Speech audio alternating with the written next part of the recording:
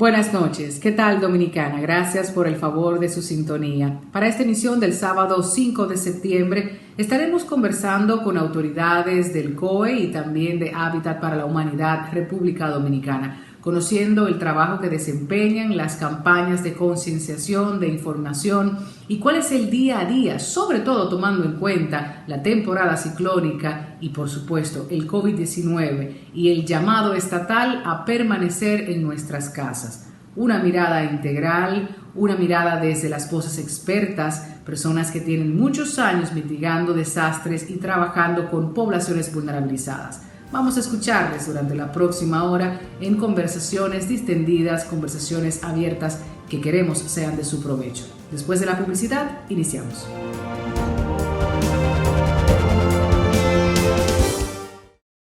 Es ahora cuando necesitamos fortalecer nuestra esperanza. Es ahora cuando debemos mirar al futuro con optimismo y determinación. Por eso te acompañamos creando condiciones de bienestar para ti, retomando los proyectos, moviéndonos hacia adelante, siendo parte de la solución para progresar unidos. Ahora más que nunca estamos apoyándote, comprometidos a garantizar tu crecimiento, buscando el impulso que necesitas para reinventarte. Por eso te acompañamos con nuestros préstamos para que nada nos detenga. Popular, a tu lado siempre.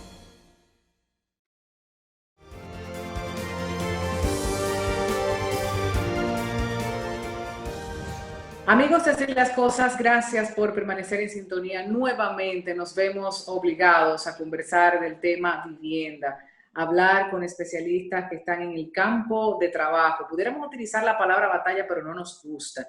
Yo creo que en estos momentos de tantas vulnerabilidades, fenómenos atmosféricos, hablábamos con ejecutivos del COE y también personas que están constantemente abocadas a que los medios de comunicación sientan, representen, lleven las voces en estos temas que son vitales para todos y todas. Vamos a presentar a Betsaida Santana, quien es gerente de programas de Hábitat para la Humanidad en República Dominicana, y a Gina Vera, quien es gerente de Desarrollo de Recursos y Comunicaciones, también de Hábitat para la Humanidad en nuestro país. Bienvenidas, gracias por este tiempo concedido para conversar en Así las Cosas y conocer un poquito del trabajo que realizan, los levantamientos, estadísticas disponibles y wow, cuántas carencias en nuestro país en materia de hábitat.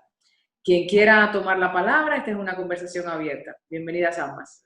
Muchas gracias, Tatiana, por la oportunidad de tenernos aquí en tu programa. Agradecemos desde Hábitat para la Humanidad la oportunidad de estar aquí presentes.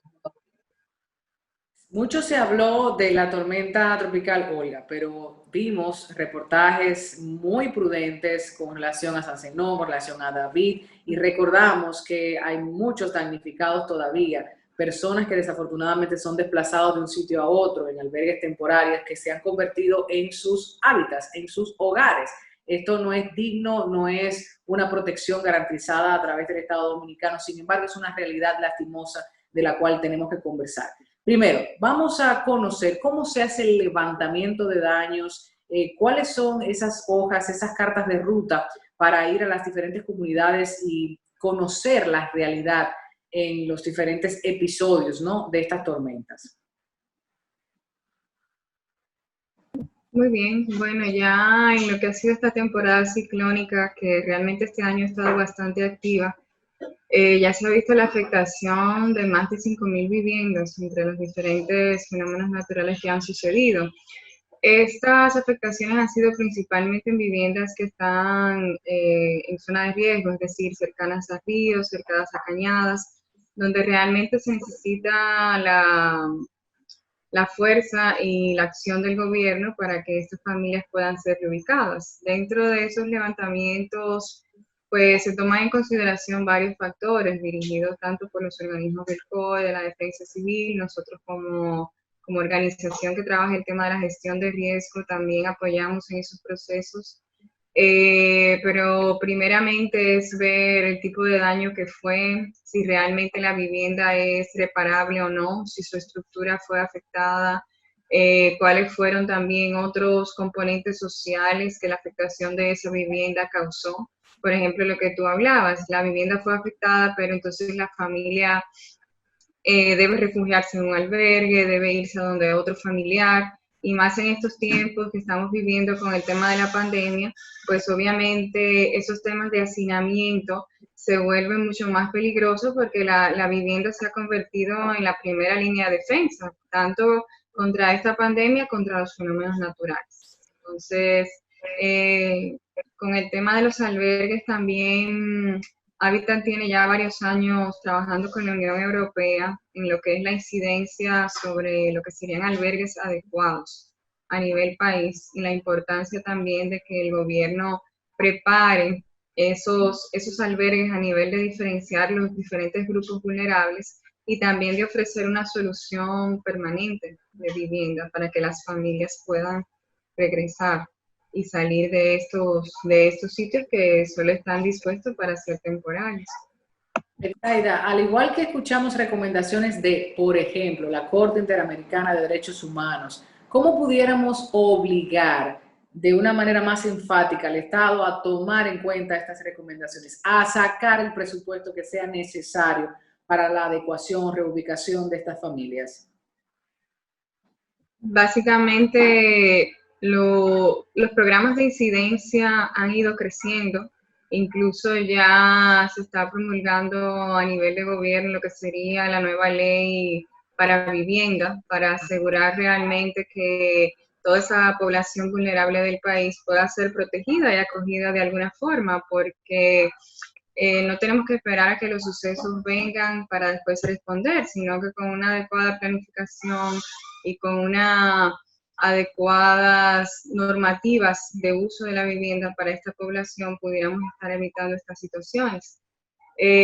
Somos voces de la vivienda adecuada, somos partes de consorcios que defienden el tema de la vivienda adecuada, y yo entiendo que el nuevo gobierno ha hecho énfasis en la importancia del tema de vivienda y estamos positivos en que si seguimos en esa línea de incidencia podremos lograr resultados como lo que hemos estado luchando todos estos años.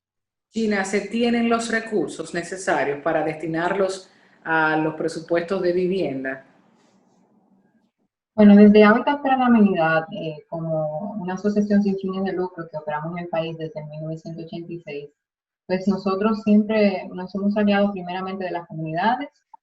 También hemos contado con recursos internacionales de la red de Hábitat para la Humanidad y de donaciones locales de empresas que se han sumado con el compromiso de que la vivienda da la estabilidad, fuerza y la autosuficiencia que las familias necesitan.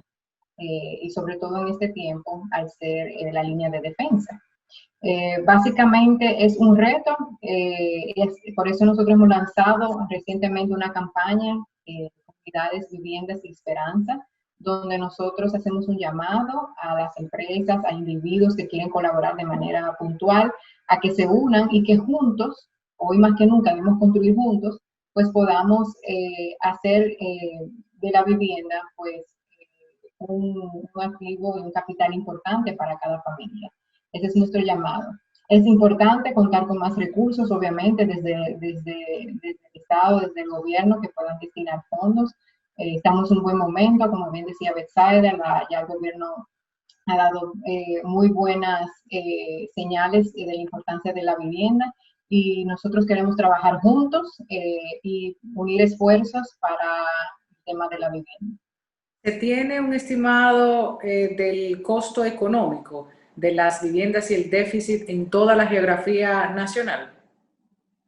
Bueno, se han hecho ejercicios muy interesantes ya desde varios años, desde el Ministerio de Economía de Planificación, desde las organizaciones que trabajan con el tema de vivienda.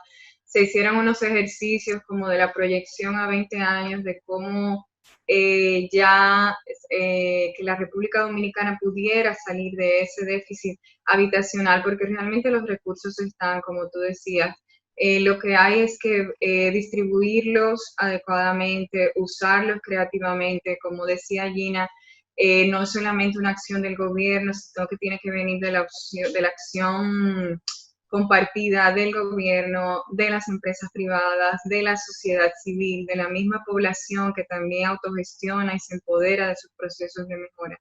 Pero sí, nosotros somos confiados de que los recursos están y que con una adecuada incidencia y con un adecuado uso y distribución de esos recursos, realmente el déficit de la vivienda se puede paliar hasta eliminarse completamente o en su mayor porcentaje posible.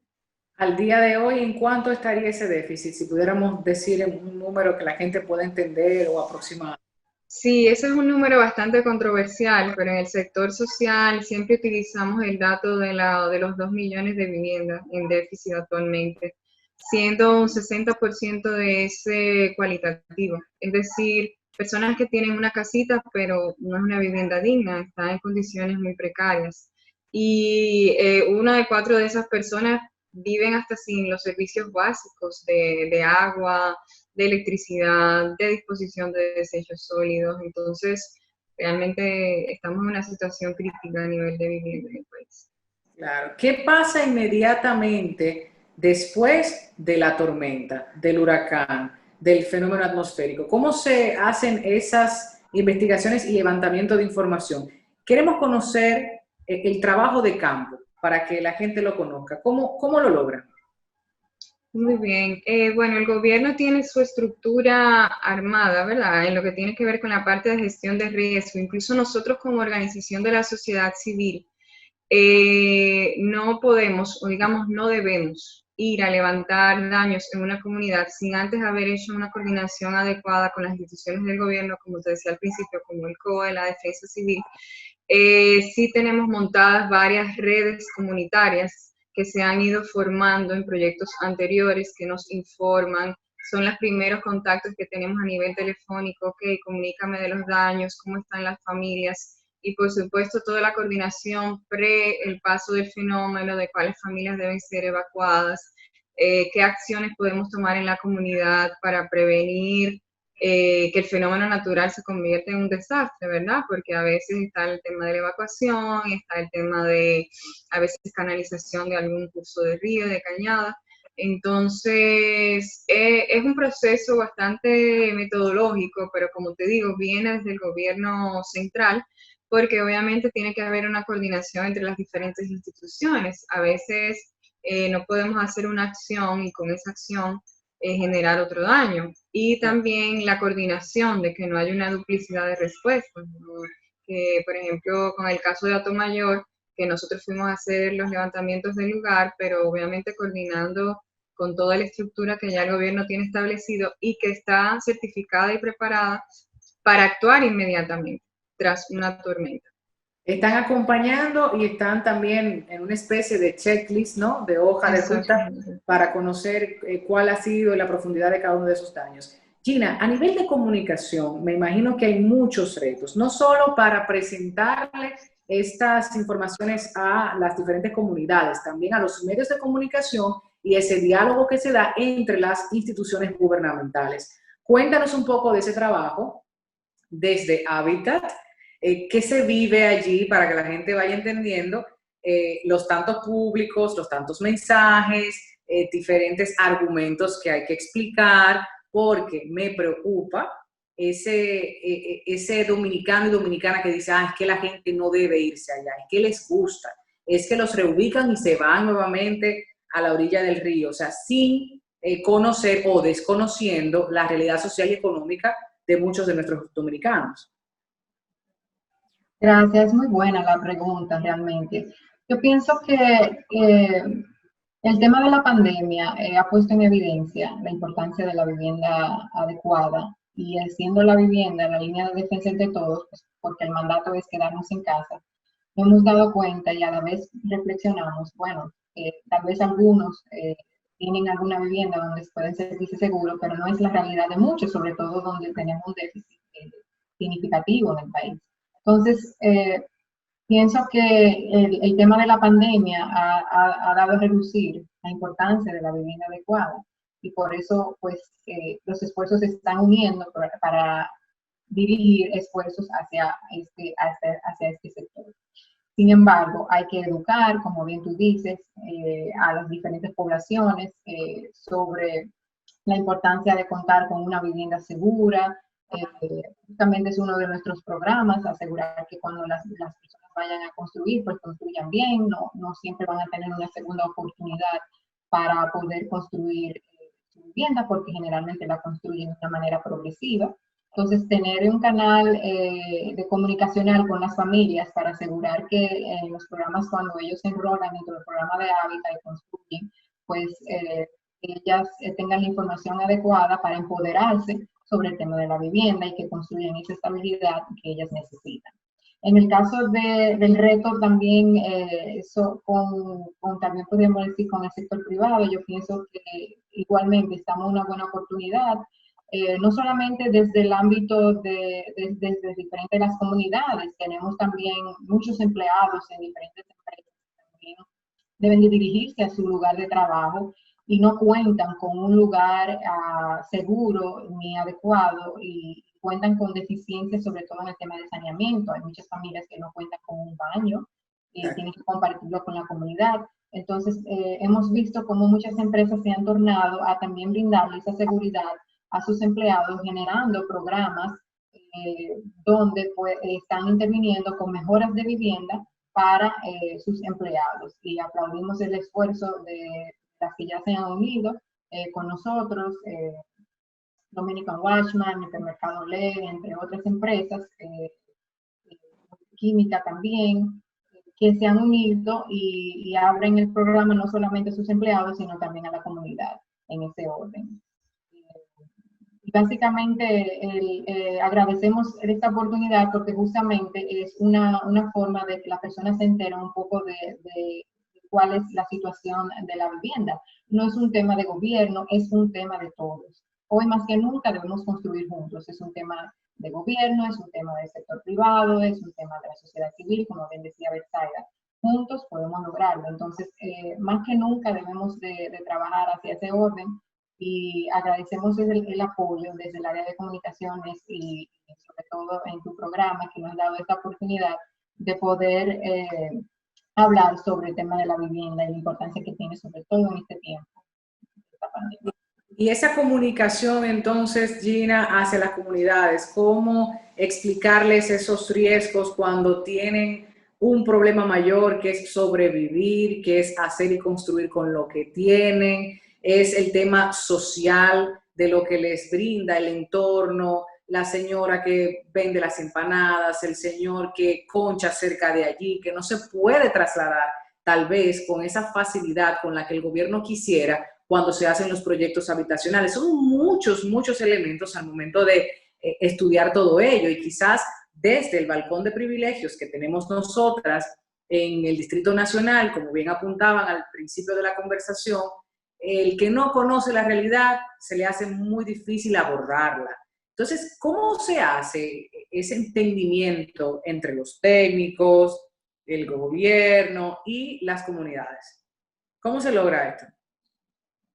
Bien, solo para abrir ahí también, dejo a Betsaida que abunde un poco más sobre el programa de servicio de acceso a la vivienda que tenemos con familia, pero verdaderamente tratamos siempre de que nuestros materiales educativos pues vayan enfocados a que sean entendibles y de fácil uso. Por ejemplo, con la Asociación Dominicana de Cementos Portland, que agrupa las 5 cementeras más grandes, pues justamente desarrollamos material donde, dependiendo de la reparación o de la etapa progresiva donde ellos están construyendo, ellos obtienen una cartilla bien de fácil uso, o sea, muy leíble para que ellos, si están haciendo dosificaciones o si van a hacer una añadidura de su vivienda o van a hacer los techos, tienen esta cartilla que le ayuda en su proceso constructivo, a lo cual nosotros les damos.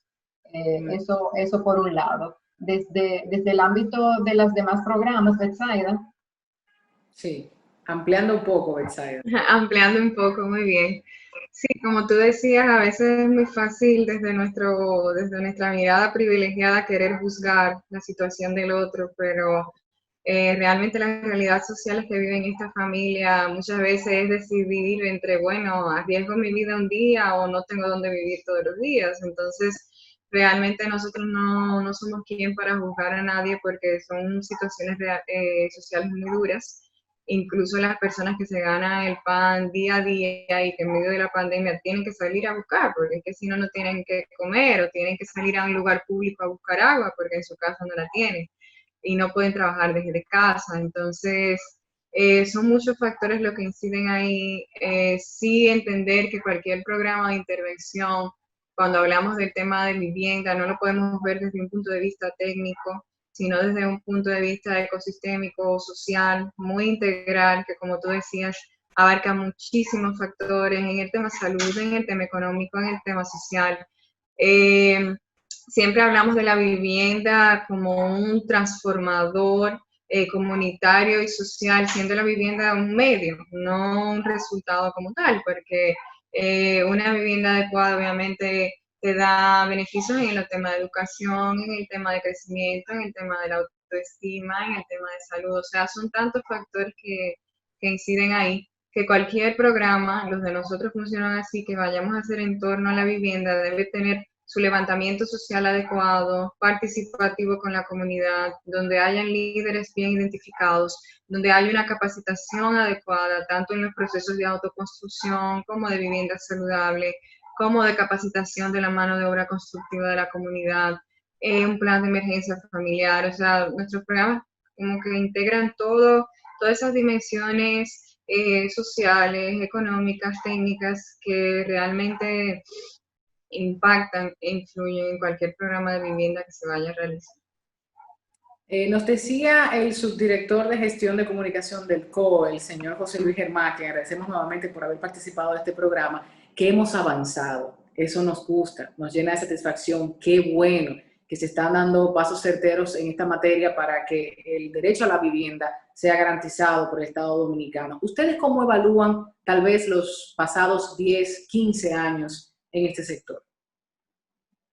Definitivamente es un sector que ha crecido muchísimo a nivel positivo. Como te decía, nosotros tenemos varios años trabajando proyectos de gestión de riesgo con la Unión Europea y realmente los planes de reducción de riesgo a nivel país y de cara incluso a los objetivos de desarrollo sostenible, a la nueva agenda urbana, se consideran uno de los sectores que mejor ha crecido y que mejor está cumpliendo con todas las normativas humanitarias, tanto a nivel internacional como nacional. Entonces, realmente eso lo aplaudimos.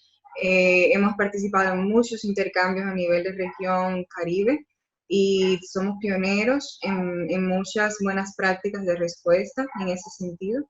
O sea que realmente es un sector que ha crecido, que sí, que falta mucho camino, lo falta, pero entendemos que es un ejemplo dentro de los sectores de crecimiento y de respuesta humanitaria en el país. He visto de la ciudadanía la intención de reunir alimentos, artículos, cada vez que tenemos estas situaciones penosas. Y qué bien que la gente se muestre solidaria. Sin embargo, si no se tienen los canales institucionales, estas ayudas pueden no llegar de la manera en que se espera. En términos de vivienda, ¿qué puede hacer la ciudadanía a modo de ir concluyendo? ¿Qué les exhortan? ¿Qué les dirían para que sigamos fortaleciendo y creciendo en este aspecto?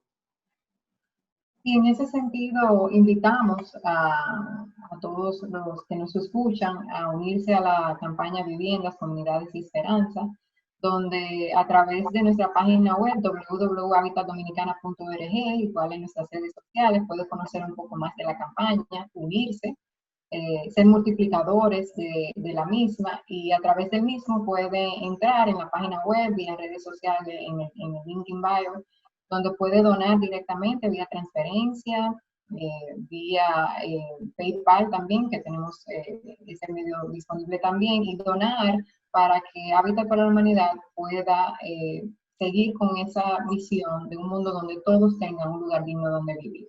Necesitamos la fuerza de todos para que juntos podamos lograr esto posible. Y hay muchas personas, como tú dices, que a veces no saben cómo canalizar su ayuda. Entonces, Hábitat para la Humanidad cuenta con el respaldo, somos una organización global, estamos presentes en más de 70 países del mundo y nuestro a nivel alto de mayordomía referente al uso de los recursos y también hacemos ese llamado a que las personas puedan unirse y que juntos podamos lograr esta misión. No es posible de manera separada. Me gustaría que Betsaida se dirija también al gobierno, al Estado. Como siempre, seguimos haciendo un llamado al Estado sobre la conciencia de la importancia de la vivienda digna.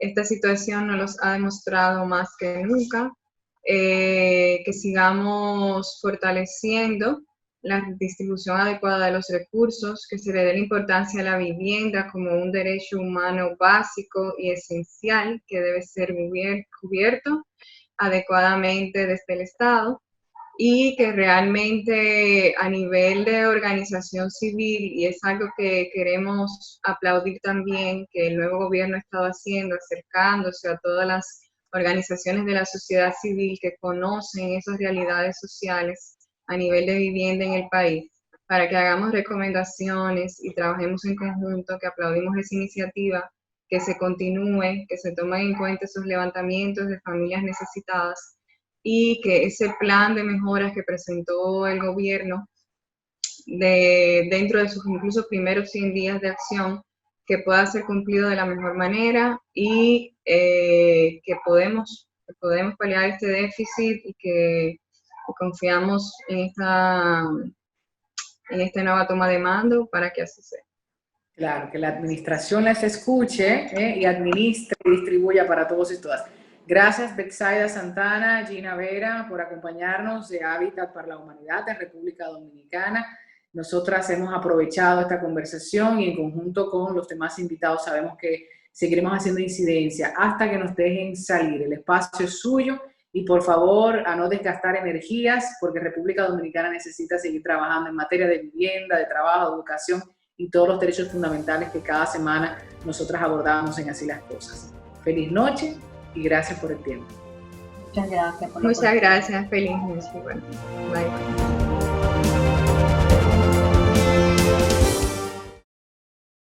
Es ahora cuando necesitamos fortalecer nuestra esperanza.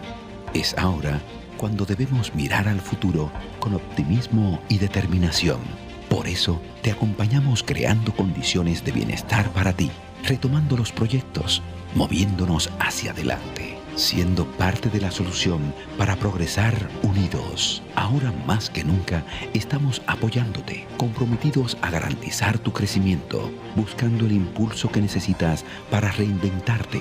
Por eso te acompañamos con nuestros préstamos para que nada nos detenga. Popular, a tu lado siempre.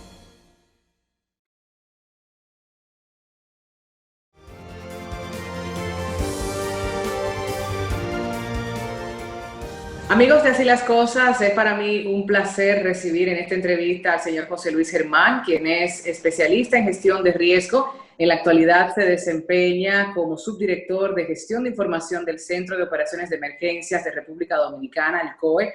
Además, es instructor del Organismo Internacional de Energía Atómica para Primeros Respondedores en Emergencias Radiológicas y Nucleares y miembro del equipo de United Nations Disaster Assessment and Coordination, el UNDAC por sus siglas en español. Bienvenido, José Luis, gracias por este tiempo que nos otorga. Sabemos que está en el ojo del huracán, en la oficina, trabajando con muchas diligencias y responsabilidades en este momento. De antemano, agradecemos ese tiempo otorgado para la conversación. ¿Cómo se siente?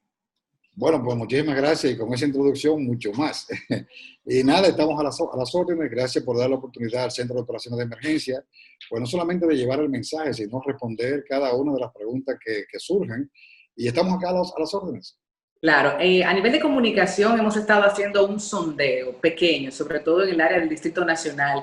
Y si bien es cierto que tenemos muchas informaciones, plataformas digitales, aplicaciones tecnológicas que nos dicen sobre los fenómenos atmosféricos, entendemos, dadas estas informaciones levantadas, que la población no conoce a profundidad los fenómenos de niña, niño, cuáles son los riesgos que cada año República Dominicana presenta en su temporada ciclónica. Entiendo que se hace un trabajo encomiable desde las diferentes instituciones, pero queremos hablar con usted, primera fuente, principal voz de estos fenómenos, para que la gente entienda un poco, por ejemplo, qué esperar en el resto de este mes de septiembre y del 2020? Bueno, vamos a empezar con la última pregunta. Septiembre históricamente se ha convertido en el mes, digamos, más crítico para la República Dominicana en cuanto a eventos atmosféricos o hidrometeorológicos. Históricamente nos han afectado muchas tormentas, huracanes.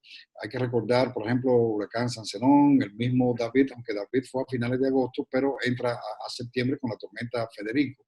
Y más o menos se asocia, digamos, esos dos eventos. George, obviamente, y así sucesivamente muchísimas tormentas en el mes de septiembre, que es la curva crítica, digamos, en cuanto a la formación de estos fenómenos para la cuenca del Atlántico. Ahora bien, la República Dominicana sí está en el cinturón o en la carretera de los huracanes. Pero no es menos cierto también que el desconocimiento, que bien lo planteabas tú, de la población, primero por dos aspectos. Primero, se ubica mucho que por el ojo, o sea, si va a pasar o no va a pasar. Y se olvida de las bandas nubosas que acompañan estos fenómenos, que son los que realmente, en el caso de la República Dominicana, más estragos nos lleva. Por el tema de las inundaciones, somos propensos a inundaciones, somos propensos a deslizamientos de tierra y somos propensos, obviamente, como bien planteabas, a esa saturación de suelo, producto de que el clima en el país y los bosques que son tropicales, pues absorben mucha humedad y eso ayuda bastante para el crecimiento de ríos y obviamente cañadas también y otros temas relacionados con la geología como son los deslizamientos de tierra. Por otro lado, las temporadas de huracanes, no solamente para la cuenca del Atlántico o para el Atlántico, sino también para el Pacífico, se rige por dos eventos fundamentales. Uno, digamos, que son los enos, que son la niña, el niño, ¿verdad? Y el otro evento es el famoso cambio climático, que mucho se ha hablado de que ahora mismo las temperaturas, digamos, se han disparado extremadamente, son temperaturas altas, que favorece a la formación de estos eventos.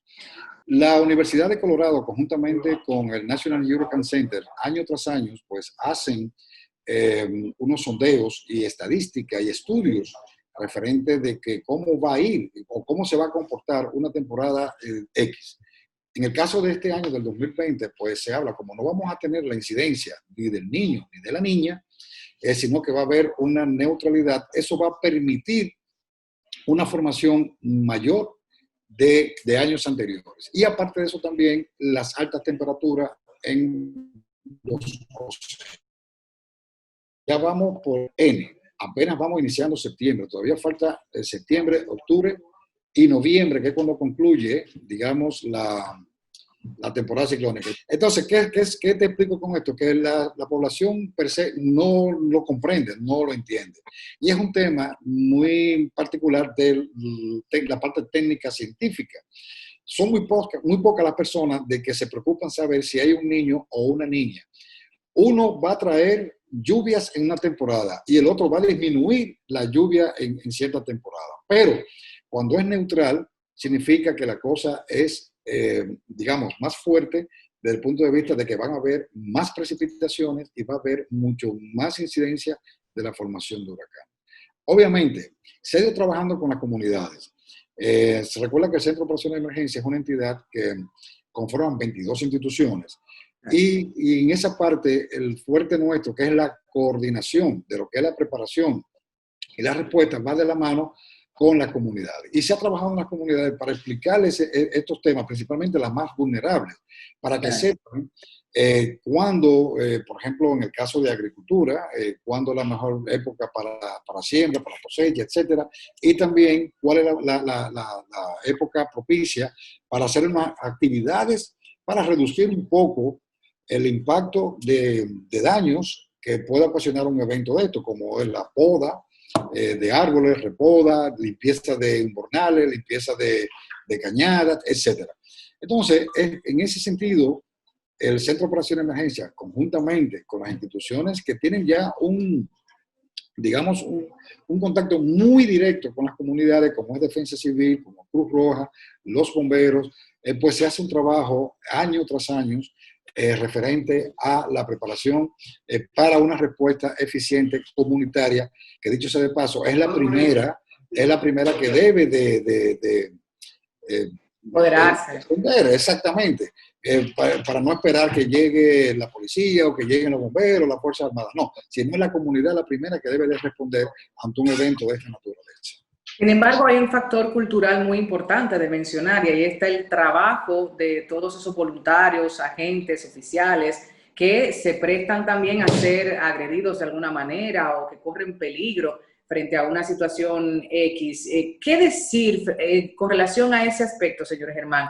Cómo somos, cómo pensamos y sumándole la condición económica. Muchas personas que todavía no quieren dejar sus enseres, que por un colchón, por una estufa, que su techito, que su ropita, eso lo vemos siempre en las coberturas mediáticas. ¿Cómo, Así es, cómo así esa es. mirada? Mira, ha puesto un punto muy, muy importante. Y digamos, la cultura nuestra es de la incredulidad por un lado. O sea, eso no va a venir, eso no es así, yo no voy a salir, yo voy a esperar porque hay muchos científicos locales que te dicen que yo no salgo hasta que el agua no llegue a este punto. Ok, perfecto. Entonces da pena y vergüenza, por un lado, de que en medio de una tormenta, ya con el agua al cuello, tú estés pidiendo auxilio cuando 3 días antes se te dijo de que, mira, sal de tu comunidad, de tu casa, porque históricamente o sabemos que ese río o esa cañada se desborda y esto va a traer como consecuencia esto. No, la gente no lo entiende así.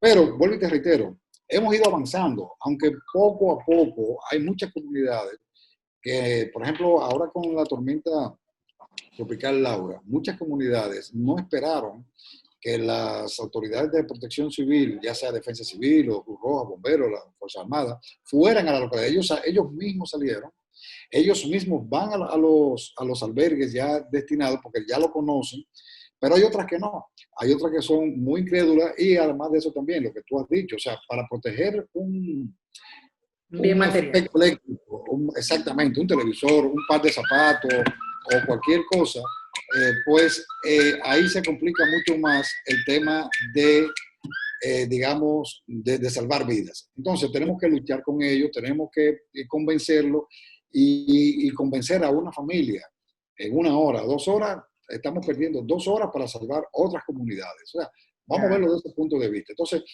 sí nos falta educación. Por ejemplo, al Ministerio de Educación para que incluya dentro de su currícula educativa estos temas, igual que las universidades tienen que llevarlo. El tema Porque de son gestión de riesgo es muy constantes, señor importante. Germán. ¿Para Cada qué? año Para que la tenemos, información... cada año. Correctamente, pero te voy a dar un dato, lo vemos solamente, cada año tenemos una temporada ciclónica, pero vamos a verlo también de un riesgo latente que no se predice, que no sabemos cuándo puede ocurrir, que son los terremotos. Nuestra Exacto. isla, la isla Hispaniola, está, digamos, atravesada por 14 fallas activas. Eso significa de que el día menos pensado vamos a tener un evento de esa naturaleza que pueda ocasionar daños, que pueda ocasionar otro tipo de situaciones y la población tiene que estar preparada para estos temas. Y no esperar, como vuelvo y te digo, que le digan, sino y meterse, digamos, o a nivel educativo, meter estos temas para que la población vaya aprendiendo, se vaya multiplicando. Y esos muchachos, esos niños que van subiendo, ya vengan con un conocimiento real sobre el riesgo y la vulnerabilidad de nuestro territorio, de nuestro país realmente. A propósito de otros países, señor Germán, que se habla mucho de las comparaciones, suelen ser tediosas, más si no tenemos los recursos económicos, los avances tecnológicos, el equipo humano capacitado en diferentes áreas. ¿Cómo pudiéramos evaluar esas prácticas de países que presentan realidades muy similares a las nuestras? Si, por ejemplo, nos vamos al área del Caribe, con un Cuba, con un Puerto Rico, que también han sido azotados anteriormente por fenómenos importantes, y nuestro comportamiento. Y ahí voy, desde la participación política, histórica, hasta el papel, el desempeño del Estado dominicano, independientemente del color o del periodo. Mira, tiene que haber una voluntad política por un lado. Hay leyes, tenemos la Ley de Gestión de Riesgo 147-02, la aplicamos, pero la aplicamos las instituciones que tenemos que ver con esto. O sea, entonces la sociedad civil tiene que también involucrarse en este tipo de temas. Por ejemplo, vemos muy frecuentemente que se construyen centros habitacionales. Entonces yo te pregunto, ¿esos centros habitacionales o esas torres que se han construido, se han acercado a estas instituciones que tienen que ver y velar por la gestión de riesgo? Creo que no. Entonces tiene que haber una voluntad de obligar a estos estamentos y obligar a las instituciones de respuesta, de reducción de riesgo, de mitigación, para que incluyan dentro de sus presupuestos, para que incluyan dentro de sus programas o su POA, como le llaman, el tema de gestión de riesgo. Entonces, la principal, digamos, dos puntos importantes, la voluntad y por otro lado la cultura, saber y comprender que la República Dominicana es vulnerable a muchos eventos, no solamente naturales. Hay eventos ahora mismo, es el riesgo urbano. El riesgo urbano se manifiesta por la gran densidad poblacional que hay. Tú ves República Dominicana, más bien Santo Domingo, por coger de ejemplo, Sí. 20 años atrás no había tantos edificios como lo hay ahora mismo. Entonces, para esa situación hay que construir planes comunitarios, hay que construir planes municipales que tengan que ver para la preparación, que tengan que ver con la reducción, que tengan que ver con la mitigación para estos temas. Entonces, volvemos a caer en el punto principal de que las autoridades locales, a través de su oficina de gestión de riesgo, obliguen a estos comunitarios a elaborar sus planes comunitarios, por un lado, sus planes de emergencias, y por otro lado, tener una política abierta en el tema de gestión de riesgo. Hemos avanzado, no te puedo negar, hemos avanzado. Hay muchas instituciones que están muy adelantadas, pero hay otras que no. Hay otras entidades, por ejemplo, privadas, como es el caso, y te puedo hablar, por ejemplo, de bancos que se han acercado y han trabajado sus planes con nosotros y con otras instituciones. La misma Asociación de Industria también ha hecho acercamientos porque han comprendido a partir de situaciones que se le han presentado. Claro. Por ejemplo, acuérdate hace unos años el tema de Poliplas, ¿qué pasó? Por supuesto. Y eso es un riesgo urbano. Entonces, a partir de ahí dije, no, pero espérate, nosotros tenemos que trabajar estos temas. Entonces, pero ya pasó el evento. Entonces, cuando ya pasa, o ponemos el candado cuando nos roban, y no ponemos el candado antes de que nos roben. Entonces, ha ido cambiando esa temática, pero principalmente tiene que haber una voluntad. Esa voluntad de querer hacer las cosas como deben de ser. Este tema no puede ser nada más del COE, este tema no puede ser nada más de la defensa civil o de Cruz Latina, es un tema de todos. Por eso nosotros, el eslogan principal es que hay que estar listo para responder, hay que estar listo para prevenir. Entonces, en ese sentido, nosotros invitamos a la población que a través de nuestras plataformas, ya sea nuestra página web, que hay mucho material didáctico, o acercarse, no solamente con el COE, sino con otras instituciones que tienen que ver con estos temas, para la construcción de esos planes, que la gente sepa, o esos trabajadores sepan qué hacer antes, durante y después de un evento. Y cómo yo voy a reforzar mi estructura para que no sufra un daño, ya sea por evento geológico o un daño por evento hidrometeorológico o atmosférico, como es el caso de los huracanes que nos visitan año tras año, y son 6 meses de temporada de huracanes, pero inmediatamente termina la temporada de huracanes, viene otra temporada que no se ha publicitado tanto, que es la temporada de los sistemas frontales, que empiezan ya a partir de noviembre y se extiende hasta abril más o menos, donde vienen los sistemas frontales del norte, y esas nos traen lluvias, no traen viento, obviamente, no son formaciones ciclónicas, no lo son, pero sí nos traen muchas lluvias que ocasionan inundaciones repentinas, rápidas, en localidades, por ejemplo, de la zona norte de nuestro territorio, y muchas veces llegan hasta Santo Domingo. Entonces, nosotros tenemos que estar preparados el año entero, porque como vuelvo y te digo, el país es vulnerable a muchos eventos y situaciones. Sin embargo, nosotros vemos desde los medios de comunicación una mayor cobertura, como bien usted apunta, ciclón, huracán, casi que ni a tormenta tropical, y fíjense todo lo que vimos con la tormenta tropical Laura. Entonces, en ese sentido, también solicitarle a los medios de comunicación, tanto masivos como alternativos, los digitales, los influencers, los blogueros, que hagan una cobertura más profunda, señor Germán. Sí, claro, porque como vuelvo te digo, este tema es tarea de todos. Nosotros, nuestros principales aliados son los medios de comunicación, como el caso tuyo, que estamos llevando un mensaje a través de ti. Entonces, tiene que haber esa, digamos, esa alianza o ese matrimonio Constante. permanente entre los medios de comunicación, correctamente, los medios alternativos, los digitales, que hoy en día tienen una fortaleza bastante fuerte, digamos, Claro. y repetitivo. O sea, y porque es una tarea de todos. O sea, este tema y ese mensaje todos tenemos que contribuir para que llegue al más recóndito lugar de República Dominicana y que cualquier persona, no importa su estatus, conozca y sepa cuál es su riesgo y cuál es su vulnerabilidad. Claro. Eso es principal, claro. Ha dado un montón. Me gustaría aprovechar también estos minutos para que me comente sobre lo que está ocurriendo en el día de hoy a propósito de unidades móviles. Y en este sentido, dada la pandemia, el COVID-19, que nos tiene a todos y todas internacionalmente de rodillas, ¿cómo se está haciendo el COE y sus mujeres y hombres para llevar información, para proteger, para movilizar hacia los diferentes refugios cuando se nos llama a la distancia física? Cuéntenos un poco de esas operaciones y de ese trabajo del día a día. Mira, obviamente esta pandemia no ha puesto, no solamente a República Dominicana, sino a todos los países, nos ha puesto a pensar un pasito más adelante de por si puede ocurrir algo. Obviamente, salvar vidas es nuestra primera, digamos, nuestra primera acción, es salvar vidas. Y ahora con el tema de la pandemia, la propagación, de que no se propague más allá, digamos, o contener el tema de la pandemia, con 3 puntos fundamentales, que es el distanciamiento, el tiempo y obviamente el blindaje.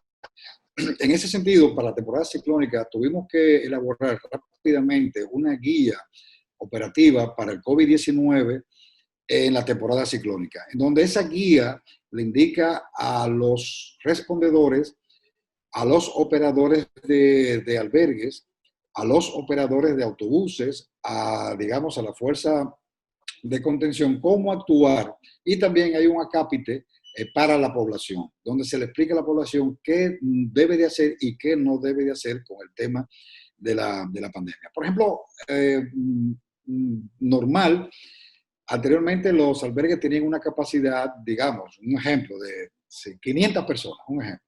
Pero con el tema del COVID no podemos llevar 500 personas a un albergue. Entonces se limita a 30 personas nada más. ¿Por qué a 30 personas?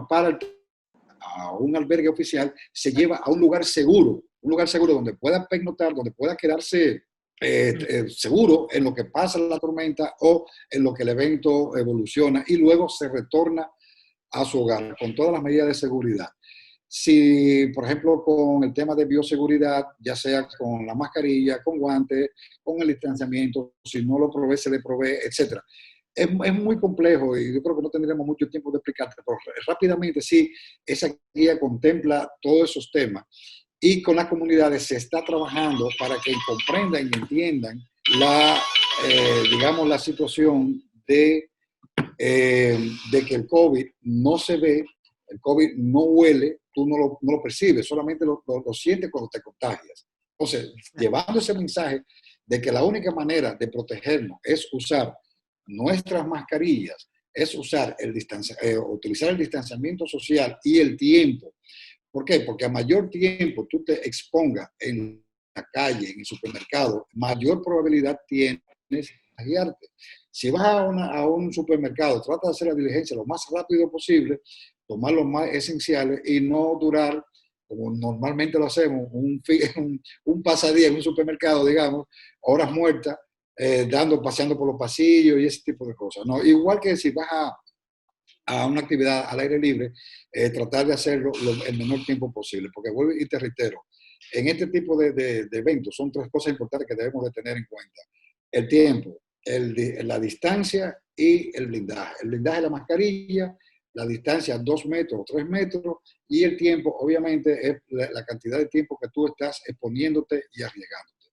Entonces, no solamente con el tema de la guía, también hemos ayudado, digamos, y puesto en marcha un sistema de capacitación virtual para los respondedores y también para algunas instituciones y comunidades que así lo han solicitado, no presenciales, para enseñarles cómo actuar en el caso de COVID versus o más bien con la temporada de huracanes. Esto no va, vamos a continuar en esto. Esto no es para corto tiempo, según los científicos, hablan de que esto es a un largo plazo. Entonces, en ese sentido, hemos cambiado nuestra metodología para llevar esto a nivel virtual, como lo estamos haciendo ahora mismo, para seguir entrenando, para seguir preparando y para seguir llevando el mensaje a la ciudadanía. Algo muy importante para estos días o estos temas de la temporada ciclónica es que la ciudadanía debe de estar atenta a las oficiales, tanto de salud pública, emiten informaciones, así también como la Oficina Nacional de Meteorología y el COE, para estar al tanto de la situación atmosférica y de la situación COVID-19. Claro. Nosotros como medios de comunicación también nos haremos eco de esas informaciones. Estaremos copiando en nuestras plataformas digitales los videos instructivos y esos manuales, la página para ser consultada. Yo le agradezco muchísimo, José Luis, por este tiempo otorgado. Yo sé que está, como decimos en buen dominicano, arrolladísimo con tanto trabajo. Por ende, valoramos muchísimo que haya destinado este tiempo. José Luis Germán, especialista en gestión de riesgo, actualmente se desempeña como subdirector de gestión de información del Centro de Operaciones de Emergencias de República Dominicana, nuestro COE, su COE. Así las cosas, nos vamos a la publicidad y con usted, José Luis, abrazar y saludar a todos los hombres y mujeres que están trabajando en las diferentes instituciones que reúne el COE para guardar nuestra vida, para proteger nuestra dignidad y que estas situaciones de emergencia pues sean con los menores riesgos, sobre todo de vidas. Lo físico y lo económico se recupera. Muchísimas gracias y éxitos en el resto de su día. Gracias a ustedes. Muchísimas gracias.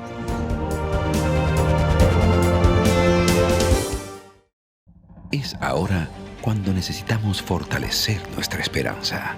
Es ahora cuando debemos mirar al futuro con optimismo y determinación.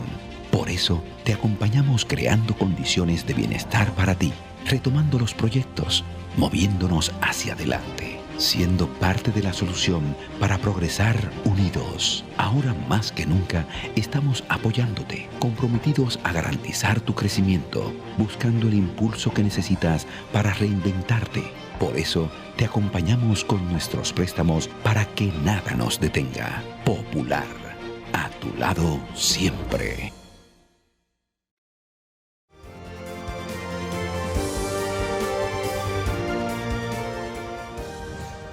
Y así llegamos al final de nuestra emisión, agradeciendo nuevamente al señor José Luis Germán por acompañarnos en esta emisión y por supuesto a Betsaida Santana, a Gina Vera de Hábitat para la Humanidad, capítulo República Dominicana. Es para nosotros bastante preocupante el tema de la vivienda, por eso hemos abordado el tema desde diferentes perspectivas en los 5 años que tenemos de producción y emisión de Así las Cosas. Como derecho fundamental debe garantizarse, sí. A mí como comunicadora me preocupa un aspecto más y es ese discurso, producto tal vez de la ignorancia, del desconocimiento de la realidad social y económica que presentan muchos de nuestros dominicanos ante el llamado de reforzar, de construir viviendas dignas, de adecuar esos espacios físicos para tantas familias. Yo creo que ustedes tienen que recordar el dato de 2 millones. Aproximadamente 2 millones de viviendas es el déficit que presentamos actualmente. Y si calculamos una familia compuesta por 4 o 5 miembros, haga usted la matemática. Entiendo que debemos conversar desde las diferentes perspectivas, realidades, desde la conciencia limpia, pero abandonando cualquier posición de privilegio. No es lo mismo en el Distrito Nacional, el Gran Santo Domingo, un hogar, un techo que sea seguro. El hecho de estar secos, de amanecer totalmente secos y seguros, ya es un privilegio en nuestro país y no debería ser tal. Quisiera decir tantas cosas, pero en cada emisión solemos destinar más tiempo a nuestros invitados e invitadas para que sean ellos quienes demuestren a través de sus conocimientos, de sus estadísticas, de sus informes, de su praxis diaria en cada una de las áreas de especialidades que ejercen, quienes tomen mayor preponderancia en nuestro espacio. seguirá abierto, seguirá disponible para los hombres y mujeres en instituciones estatales, así como en organismos no gubernamentales, quienes presenten un poco más de conciencia a través de las entrevistas, de la palabra, de la conversación. Nosotros estaremos aquí mientras nos dejen salir. Gracias a ustedes por el favor de su sintonía. Será entonces hasta la próxima semana. Recuerden que en el canal de YouTube Comunicación Integral Dominicana están todos los programas que hemos hecho para su disfrute, para su conciencia, para su empoderamiento. Hasta la próxima semana. Feliz noche.